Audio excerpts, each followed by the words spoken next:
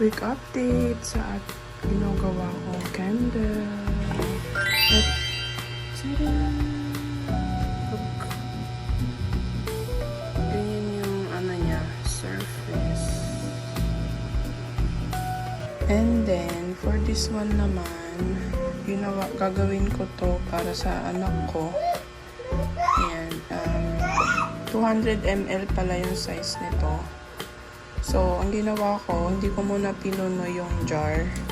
Ganyan muna siya, parang 3/4. Lalagyan ko muna siya ng happy birthday.